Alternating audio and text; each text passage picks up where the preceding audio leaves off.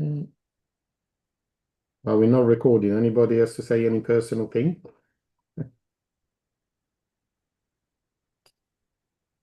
Okay, we are live now, so Are we not recording? Anybody? okay, that's fine.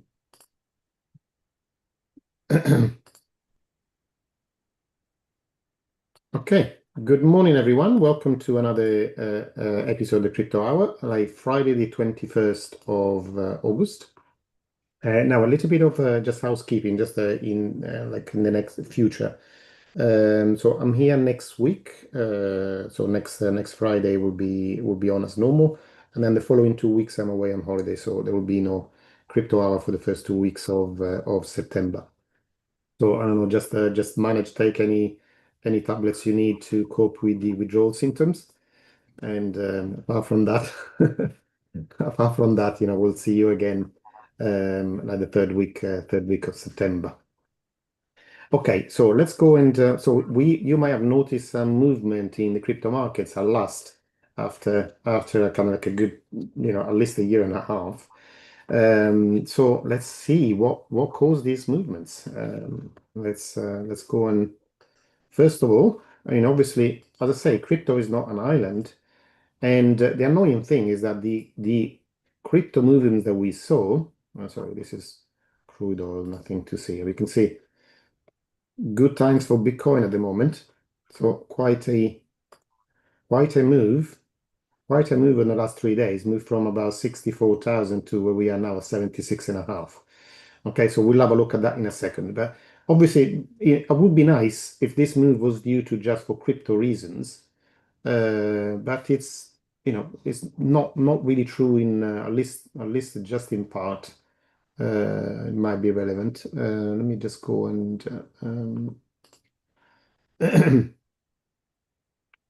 look at the economic, first of all, economic calendar for the week. Now, you can see it wasn't a particularly heavy week in terms of economic releases. So we had the inflation figure from Canada, which is just ticking up a little bit. So like we are now at 2% rather than 1.9%. So nothing really major that should move in the markets. But what's the biggest? So when we scroll down and we see all the red files, which are the important events, a little bit in Australia for the unemployment rate. Again, that's going up a little bit. But the only thing that's had any or inflation for the UK, which again ticked up from 2.6 to 2.9%. The real thing that moved the market was this, which wasn't really any economic number announcement, was just the minutes of the Federal Monetary Committee in the US. Okay, what was let me see if I can bring it up actually. So if you can see this, although the kind of like the minutes lean on the hawkish side, so I'm kind of like on the pressure to increase rate rather than decrease them. But there is the big news was that an announcement of doubling the speed of the long-term treasury bond buyback. So again, why is the US government wanting to buy back some of the long-term bonds? Is because they are the ones that got the highest price. So they want to pay less, less interest. So from the point of view of the market, that translates, or at least translated on Wednesdays, like quantitative easing again. Okay, so again, the government buying back a long-term, long-dated bonds, it looks like they are putting cash back into the market. So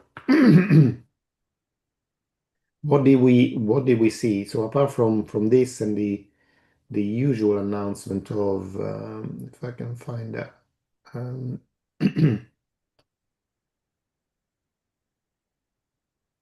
sorry, let me just go to the economic calendar on my FX book as well. If we go on Thursday when we have the um, job data release. So again, um, nothing really that new. So a little bit of a tick up in the continuing jobless claim, which are the long-term unemployed. But we have been at 1.8 million now, literally for the past couple of years without moving that much, notwithstanding the fact that a lot of workers have been sent back to Central America.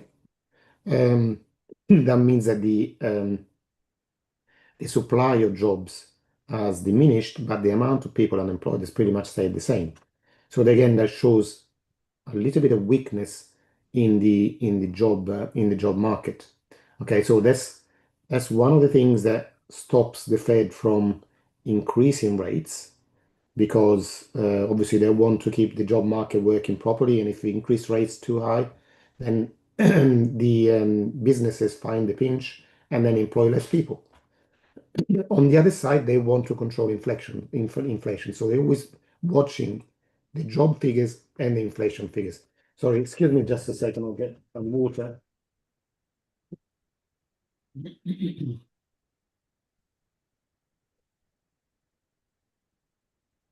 My voice is going down. So if it gets any worse, I'm gonna get you guys to talk.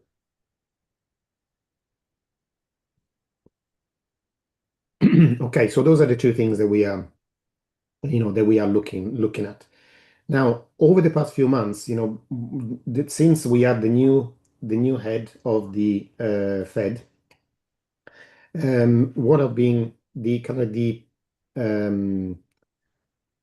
what's it called? The direction of travel has slightly altered. Like it's been a lot more aggressive than it was before, and with a lot more emphasis on controlling inflation. So the expectations were that, the kind of expectation of a rate cut before the end of the year pretty much disappeared. And there was like now the market expected rates to be raised rather than lowered. Now, with the new numbers, inflation showing positive, coming down more than expected, and continuous weakness in the job market, it puts the brakes on this expectation of a rate cut. And now all eyes will be on the FOMC, the Monetary Committee decision on interest rates on the 16th of September. So we still got like pretty much like a month to wait until that decision. And although the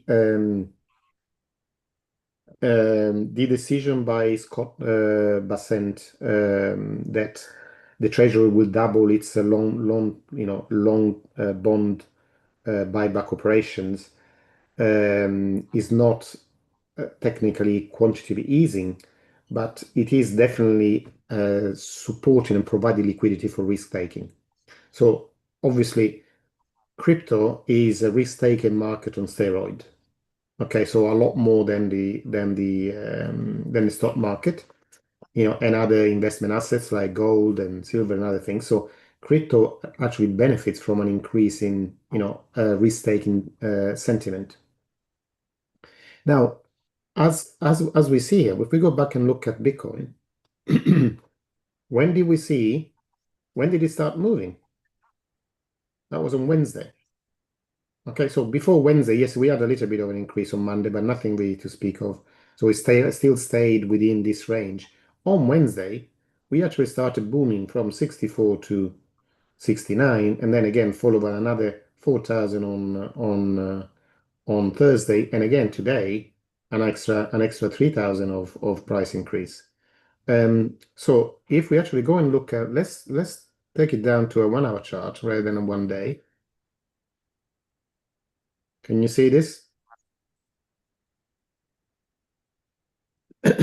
So this is the Wednesday, the time of the kind of when the FOMC meetings were just about to be released, and you can see where the pressure came from. So this is just like a political information release decision rather than, okay, crypto all of a sudden has woken up and started pumping really hard. Now, things unfortunately, I wish they happened that way, but they didn't. The one thing that we can say when we go back to the daily chart, one thing we can say is that when we're looking at the price action, and we covered this before, Okay, we covered this before. So I look at the down. Let me just remove that. Look at the downtrend that we saw since we created a long time high. This is wave number one, wave number two, wave number three. Okay, now if you see, kind of like, if we bring them now out and we measure them, you probably can get an idea of what was going on.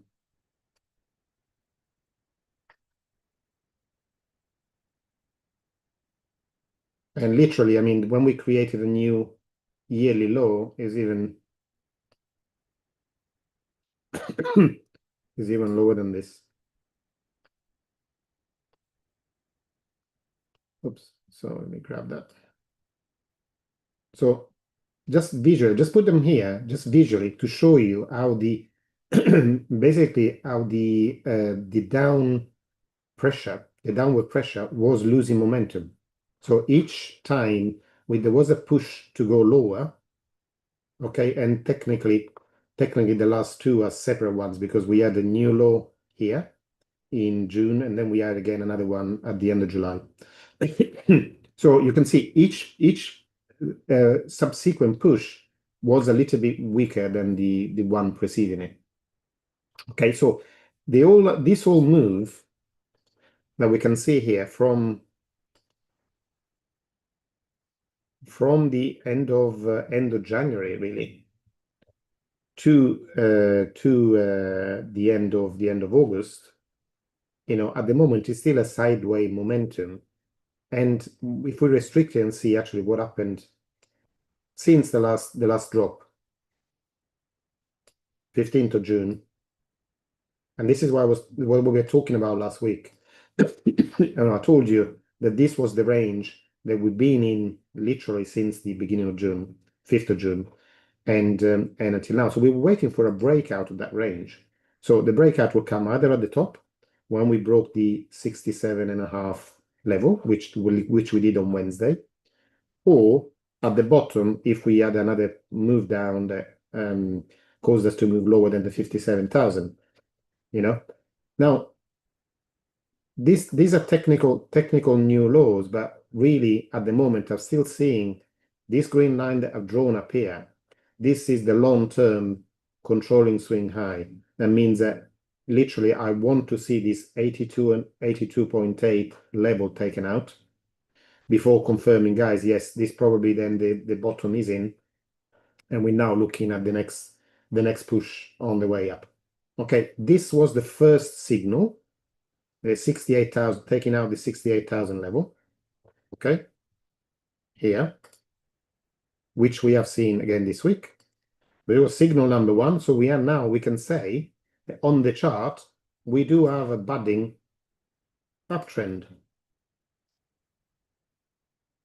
Okay, so at the moment we have an uptrend here, but what is this fighting against, this uptrend? It's fighting against this. Okay, which one is bigger? Okay, you can really figure it out yourself.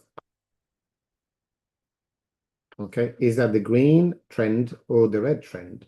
So this is what I'm saying. I've still got a note of caution because this is still in place. Okay, so it's nice to see a pump like this because we haven't had one for so long really, and this is significant. In this week we have seen a 24% move in the price of Bitcoin. Not, just really, really interesting. And then we go and have a look at how the rest of the market has done. But we're still within the bigger time frame move that we only break if we move up the 83,000 level really. Okay, so bear it in mind, it's good to get excited, but a note of caution at the same time. Okay. So I am kind of very heavily invested in crypto anyway. So I welcome obviously a move like this. but I'm also cautious because I know a thing or two about trading. So it's I want to be also careful in my excitement that this could be the beginning of something really good. Now, a move like this, 24%, 20% in 3 days, happens not just because of people wanting to buy, but a lot of it comes from trading technical reasons. So when I drew this line here, it's not just me that drew that line. It's a lot of traders that would betting on Bitcoin going lower and would have protected themselves. I think, you know what? I am betting on Bitcoin. I think the Bitcoin will go maybe to 50,000, 40,000, whatever it is. But I'm protecting my account. So if it moves above 68,000, I'm out. That's one thing. Another reason is traders, they don't think like that. They don't protect themselves. They just get liquidated. What does being liquidated means? It means that your exchange account that you're doing this with closes your position. How do they close your position? If you are in a sell position, they just close the position by buying.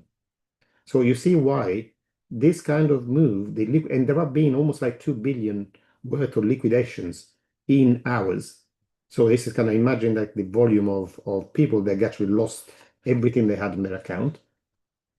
And this happens because the exchange think, well, you haven't got enough money to maintain that position. So we, as an exchange, need to protect ourselves. If you don't, you either deposit more money or we sell everything you got on the account and make sure that we're covered.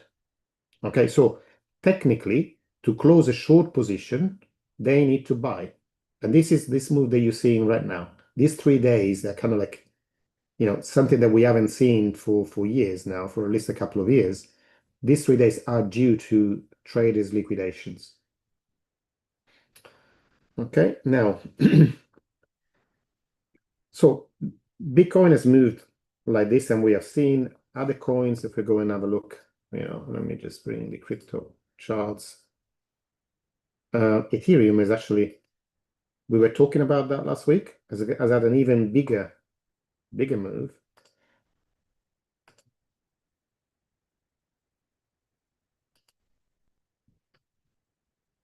We are almost at 30% on the week with Ethereum. And we were discussing last week about the relationship, but not so much looking at the US dollar relationship. And we can see that in US dollar terms, Ethereum has grown like this, but is close to taking that level that would be equivalent to the 82,000 level in Bitcoin. So we are now not that far away. So that stands here at 2,470. And again, one level of shorts covering would have happened here, pretty much at 2,000. So there must have been a lot of liquidation happening about 2,000. And now we're at 2,004.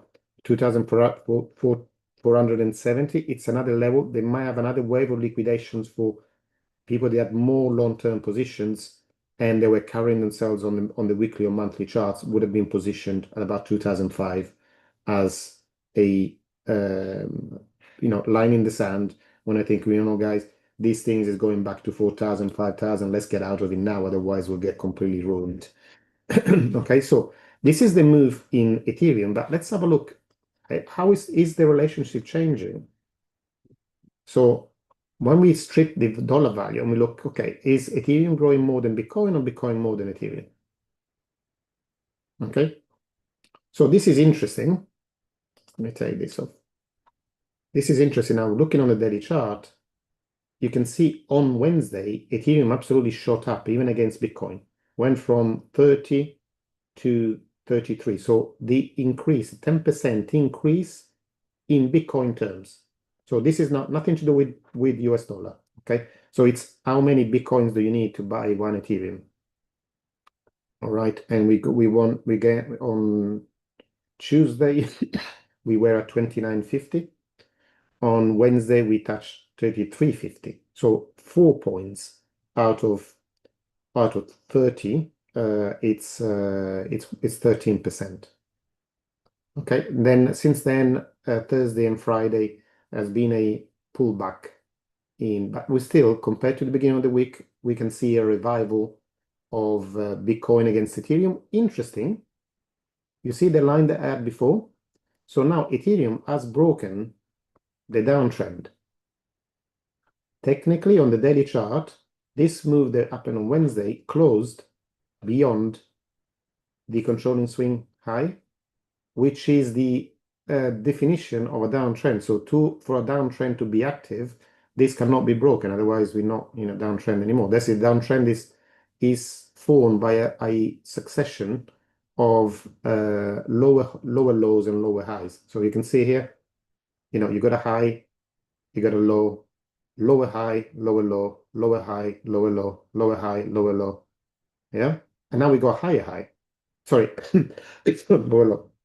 We had again, it was a lower high here, and they have a higher low, and now a higher high, which breaks this point. So that's the definition of, in a downtrend, you would expect to this point to stay unbeaten, and then the market to move lower and form another lower low.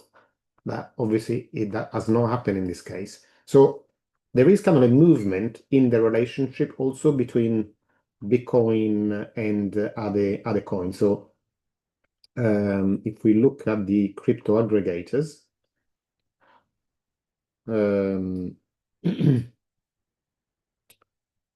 first of all, where is it? Total. So first of all, let's look at the whole crypto market. Okay, so we've gone. Look at this. In 3 days, we've gone from 2.1 trillion, 2.57 trillion. So almost a 30% jump in this in the whole crypto market. Now we're seeing that pretty much that follows follows the move in Bitcoin and Ethereum. So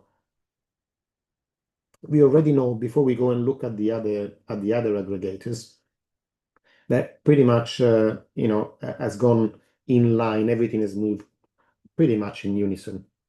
So if we look at Bitcoin dominance after initial coming down on Wednesday, it is actually going up Thursday and Friday. So that means that on Wednesday everything went up. Actually, Ethereum and other coins went up more than Bitcoin. At the moment, though, Bitcoin is actually growing faster than anything else, and this is consistent with the new bullish move. So if we are really starting an uptrend in crypto follows 3 steps. Bitcoin moves first, then second step, the bigger projects, so let's say the top 10 or so, move second, so they start moving faster, and then the third step, the smaller coins start moving really a lot faster. So in the last cycle, for example, we saw Bitcoin moving first, then Ethereum, BNB, and the other XRP and the other big projects. And then the small projects, like at the time, like Solana was a tiny coin at the time, and it started moving by thousands of a percent. So those are the 3 steps. At the moment, we are on step 1, if this is confirmed, of this move. So we're expecting, again, the Bitcoin dominance, which in the previous cycle reached 61%. So we can see we're not that far from it. In 2021, that was, where are we? Sorry, let me get this out of the way. So 2021, we were up here at 73%. This cycle, we touched 66%. Okay, and then we went from 66 to about 57. So we never really had the move that we saw in 2021 when the Bitcoin dominance went down to about 40%.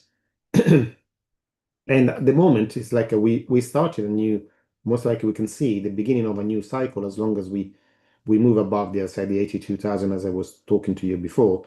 And this is consistent with what we have seen in the past. So this is what happened at the end of 2022. You see here, this is what the end of the bear market in 2022. What happens to the Bitcoin dominance? It started going up, and then it gets to a point where then that starts reversing. The reversion hasn't been that strong in this cycle, but it is. You can see here it is significant move from 66 to 57. And now we're starting again to step one. So Bitcoin is first mover, and then we're keeping an eye on Ethereum and the other altcoin to see are they starting to move faster or not. Okay, so we can see here, for example, you can see total 2, total 3, and others. Okay, total is the total market cap of crypto. Total 2 is the excluding Bitcoin. Total 3 is excluding Bitcoin and Ethereum. And the others is anything else. Now, at the moment, the total market cap is growing today by 4.6%, and everything else except the top 10 is going by 4% only. So it means that the top 10 coins are growing more than the others. But if you look at this, once you strip Bitcoin and Ethereum, so you can see our total growth is 4.6%. Take Bitcoin and Ethereum out, is only 3%. That means at the moment, Bitcoin and Ethereum as well are growing faster than the rest of the crypto market. So if we go and see the others, so this is the altcoin market we were talking about here last week, you remember? The same kind of expectation during this cycle. Well, we're already seeing quite, again, a significant move over the last 3 days. But you see it's less than what we have seen in Bitcoin and Ethereum. So at the moment, this has gone up by 16%. At the moment, we're standing at, just about 16% exactly. Okay, where Bitcoin and Ethereum are going up by 26. Okay, so, but it's still significant. So we are seeing, again, similar of breaking ground. The first thing we wanted to break, because we created a new law here in August, the first thing that we want to break is this point. The next significant one will be this one.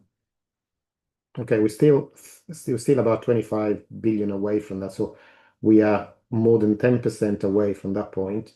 But still, everything in crypto has had a significant move this week. And if you look at it, so I'm just looking on my watch list. At the moment, it's all green, unless there's a few smaller things that are they are red, but everything else pretty much is green and big numbers. Some of them in double figures, 10%, 9%, 12%. And these are kind of a curve. They're not like small tokens. Curve is something that has existed since the beginning of Ethereum, really, and it's the main Ethereum DeFi institutional application. So for that to grow 10% is significant. Look at that, crazy. Bitcoin Cash 20% on the day. Anyway, so this is interesting to see this move. So as you can see, the whole move actually is following the Treasury buyback announcement. And then within hours, we had extended liquidations. So what is difficult to tell right now is this move that we've seen across the whole crypto market, is a genuine repricing, or just a macro liquidity repricing, or is it just like what is called a short squeeze? So again, short sellers being liquidated, and that obviously squeezing, that's why it's called squeezing the prices higher. So to tell that, we're going to have to wait in the next few days, because if this is a short squeeze, by the time the automated selling has finished, probably then we'll see a turning back.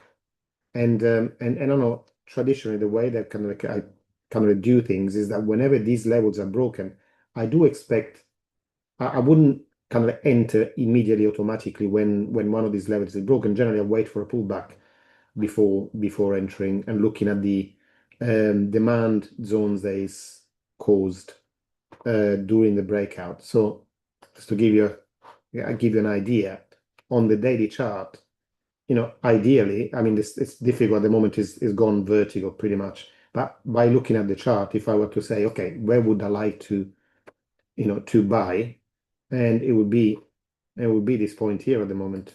although I don't know if we will ever go back that low. This will be my ideal buying spot right now after this move. Okay. Secondary, if I really wanted to be aggressive, would be this one. Okay, but that's the way I look at things in terms of opportunity to extract the most out of a move. Is not just going with the emotions, but going with the, mentally, where are the crumbs that have been left behind during the move. Okay, now this is something for another day. This is more like a trading analysis than anything else. But still, it's interesting to see. We now are almost like we getting close to 78,000. So it's been really, really fast and furious. 64 to 78 in 3 days, and we're still going today. So we don't know where today will close. Okay, but I've told you before, guys, when the moves happen in crypto, move very, very quickly. So do you remember what we were discussing last week?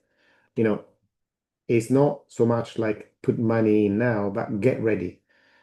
If you're not in crypto and you're interested in it, get ready to enter, because if you wait a week or two, it might just be too late. Too late to make any significant gains. Now, on the other things that kind of like pushed crypto forward. We can go and have a look at I actually didn't bring up the things to show you, but the regulation crypto.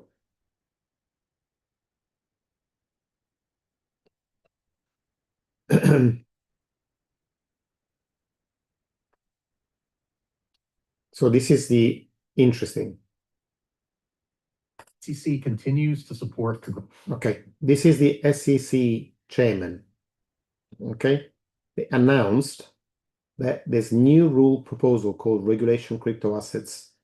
So it says that the blockchain industry has always faced this question: how can projects raise capital to develop crypto assets while the networks where they will be used are still being built and remain compliant with federal security law? Now, they proposed a new way of dealing with this, who provide issuers of relevant investment contracts with a clear compliance path. This is massive. Okay, this is massive because it's telling you this is what crypto companies have been asking for 5 years. I think, tell us what the hell you want us to do to be compliant. Because the SEC, the previous attitude of the SEC was, well, you have to be compliant. And people were asked, well, how are we compliant? Well, we don't know. You just try. If you don't like it, we'll sue you. And that didn't make sense. So it's not a good way to build something sustainable. Now they are providing, so this is the word really, a clear compliance path. That means we're going to tell you what you need to do to be compliant. If you do it, you're going to have no issues from us. This is absolutely massive. And this is something that even while the Clarity Act is being discussed and it hasn't passed yet, this is an absolutely massive announcement coming from the SEC that have been the biggest enemy of crypto over the past cycle and a half. Okay, now also there seems to be now there is a chance that the Clarity Act will pass in a short space of time, but at the same time there is like the Genius Act that was the previous. Let me see if we can get something up directly here.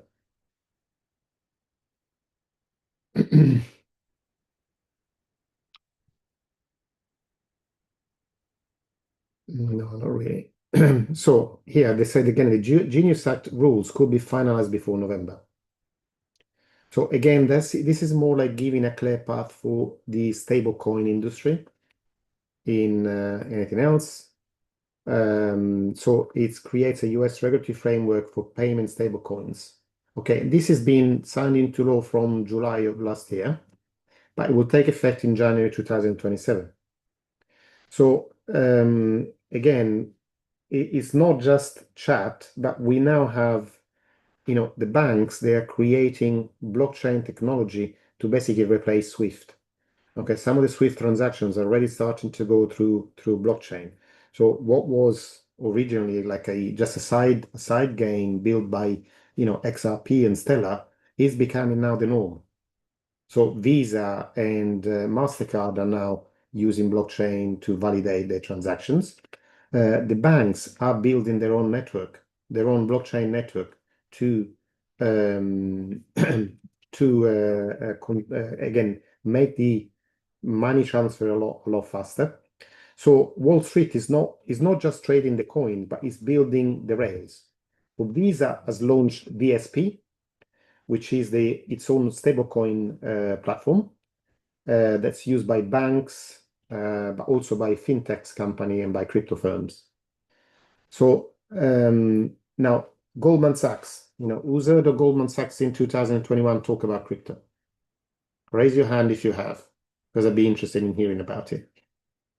So I mean, this in 2021, Goldman Sachs were out talking about cryptos like poison and all that, kind of throwing any kind of slur onto anything to do with crypto.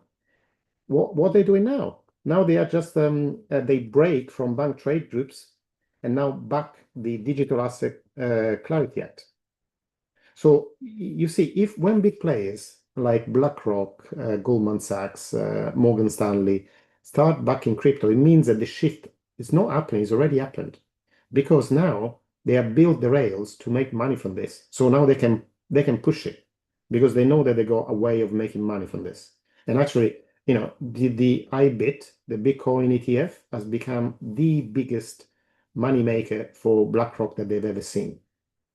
Really, it's been unbelievable. It's made them so much money that then they've gone in and created all the other crypto ETFs as well.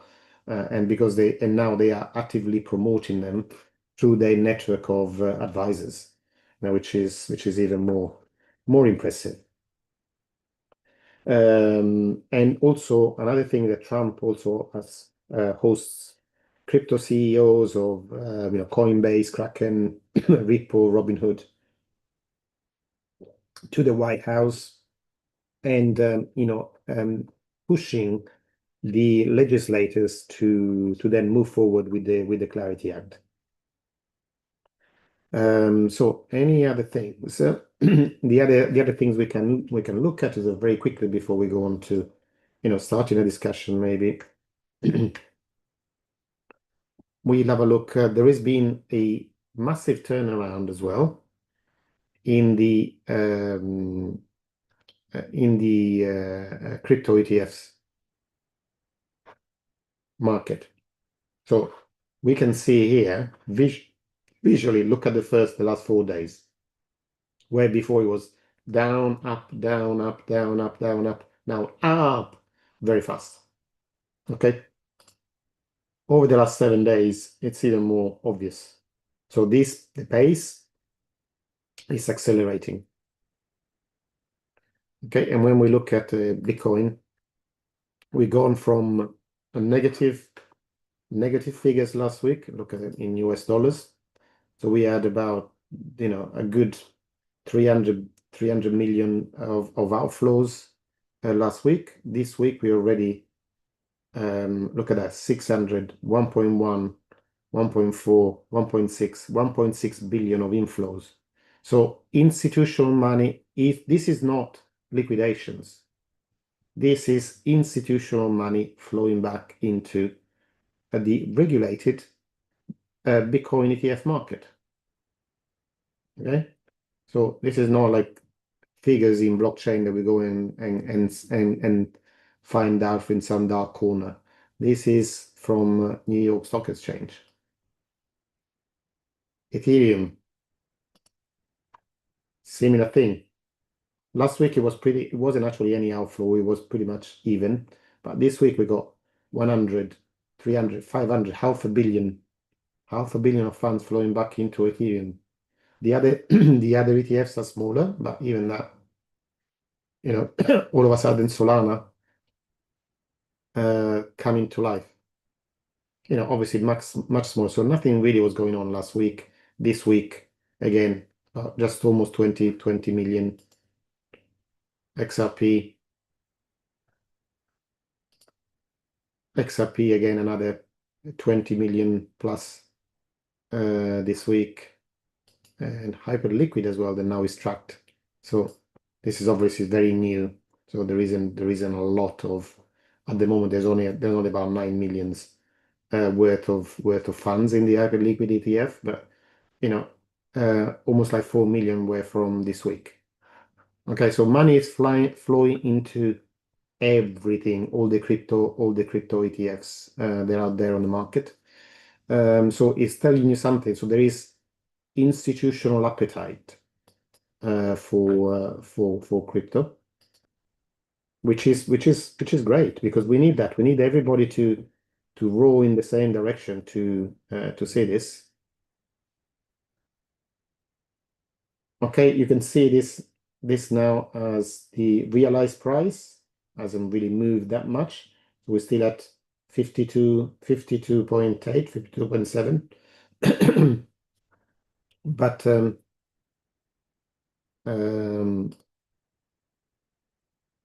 let's say the NUPO is now the net unrealized profit and loss is actually inched into another class. So it's moved above now the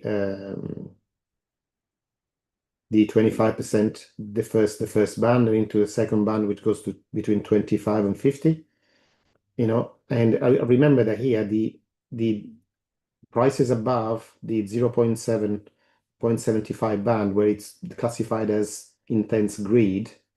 Okay, those are the times where really generally the market has turned around in the past.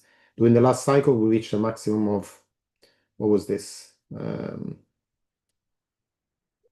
are we? About 65% was the market top for this particular indicator, which say it's been good, really good in the past to pinpoint the market tops.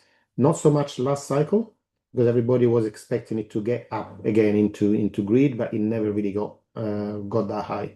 But it's still, there's a lot way to go from where we are now at about 27% to move above 50.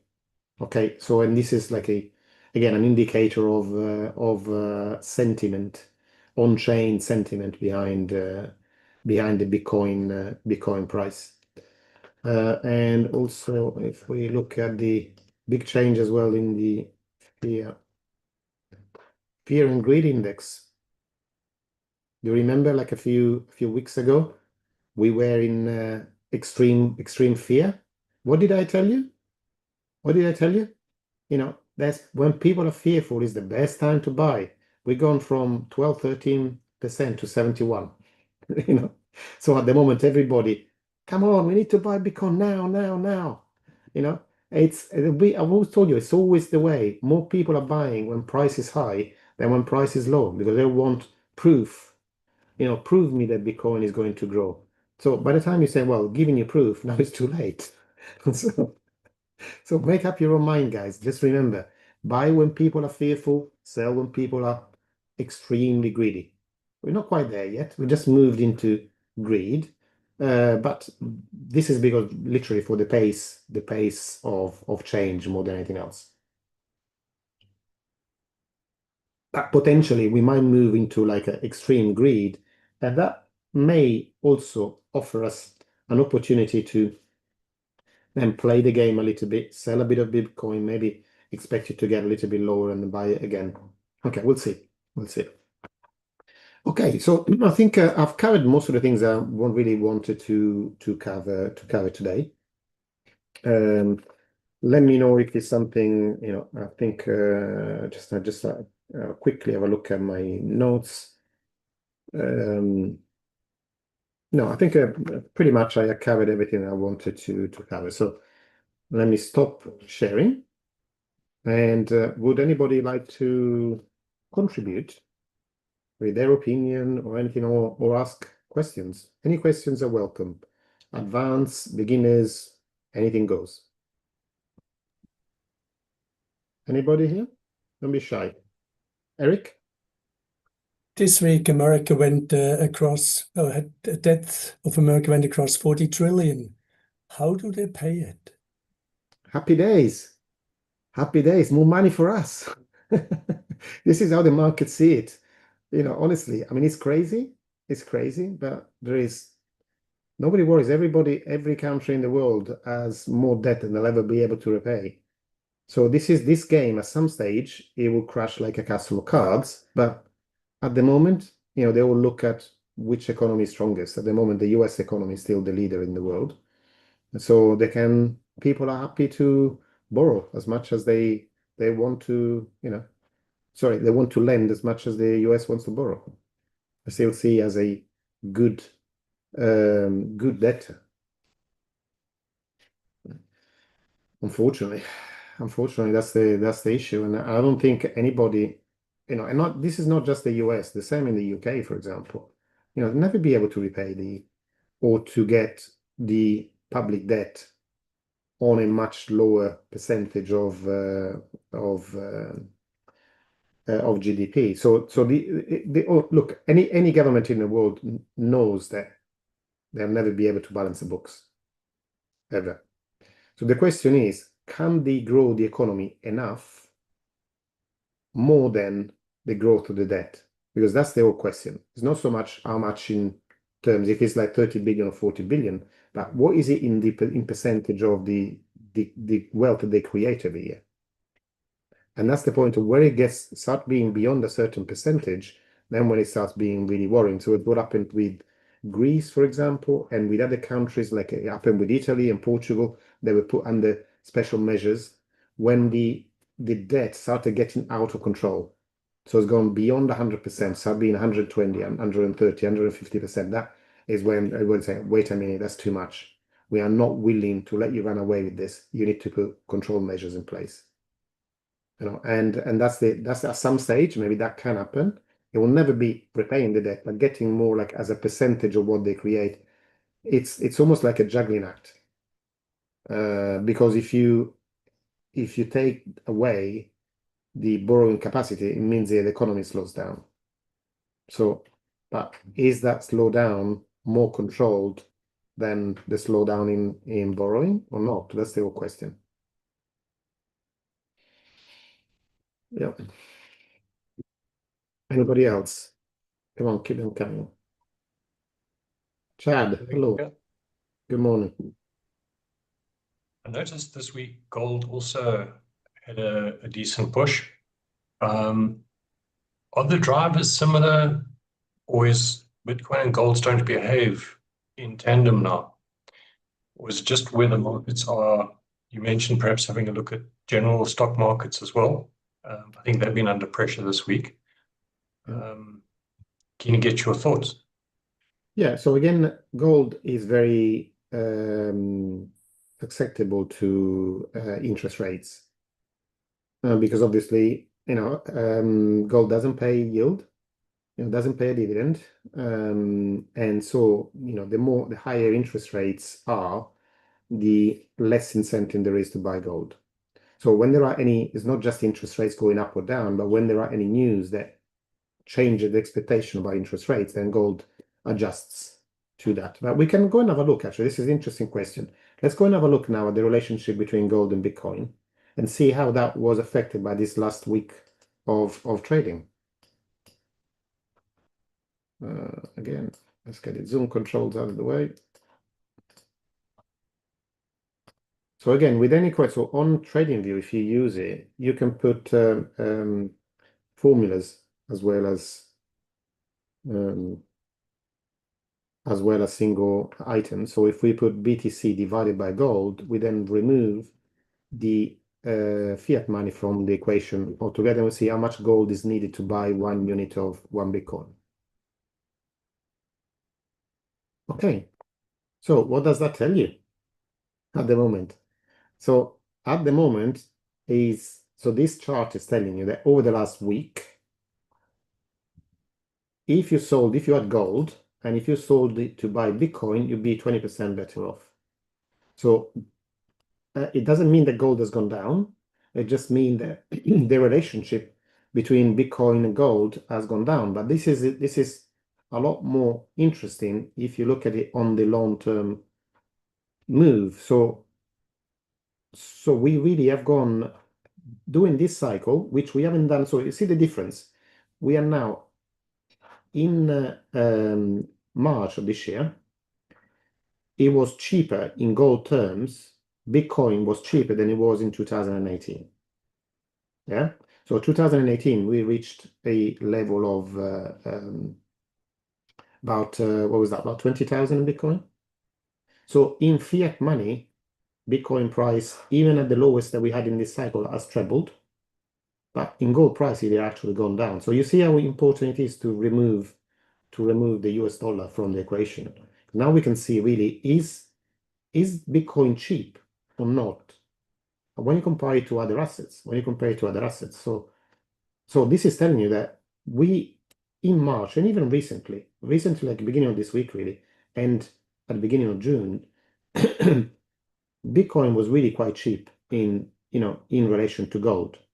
And now we are looking at, we haven't quite got confirmation yet, but we're almost close to that point now. If we break this, then we can say really that we are we are at the beginning of we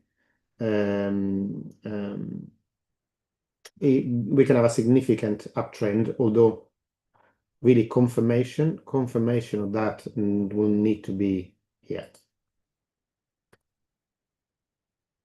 So still quite a way to go, compared to where we were in 2002. Funny enough, in real terms, in gold terms, in 2025, we went higher than 2021 in real terms. Okay, so I know that the price was 120, but it's good to see it's not just in dollar money, in US dollars, but also in gold, we actually move higher. And if we're thinking about this cycle, where could we end up? From where we are now, it's like an extra 135% to create a new all-time high in gold terms. So, I'm saying potentially, if we are invested in gold, there is a likelihood that over the next couple of years, that money would double if we switched it from gold to Bitcoin. And so it's the same. It's a lot easier when you remove the dollars, and you can think, well, you know what? I want to keep in my wallet, for example, either gold or Bitcoin. And if you alternate between the two, you can see so at the top here, really, when we go around this range here, we can see that Bitcoin is expensive. So it'd be worth selling it to buy gold. And when we see this range at the bottom on the green part, then it would be worth selling gold to buy Bitcoin. And if you did that few times during your lifetime, you'll end up with a much bigger number of both gold and Bitcoin in your portfolio, as opposed to just holding gold or just holding 50% gold and 50% Bitcoin, for example. Okay, just playing the game, playing the extremes. Again, buy when people are fearful, sell when people are greedy. Same principle for everything, whether it's bananas or gold or Bitcoin, the principle applies to absolutely everything. Okay. If there's a glut of cheese, and the producers, I don't know, they had a good year, the cows have made a lot of milk and produce lots of cheese, pizza restaurants will buy cheese by the ton and keep it in their freezers because they know they use a lot of it. We'd rather buy it now when it's cheap than in 6 months' time when it's expensive. Okay? The same principles applies to absolutely anything you buy, guys. Okay, we've got a couple of minutes left. Anybody? I think I'm going to look at bananas differently now. Thanks. Okay. You can say how much gold you need to buy a ton of bananas. All right, guys, we need to close now because we got to 10 o'clock. Oh, sorry. Sorry, Kath, go on. Just in regards to the Bitcoin and altcoins, obviously there's a few of the key markers that you were saying about having determining whether we've hit the low or not. some people have mentioned the Bitcoin calendar. I'm not sure if you're familiar or with that or align Bitcoin with that or cycle. whatever. Yeah. Pardon?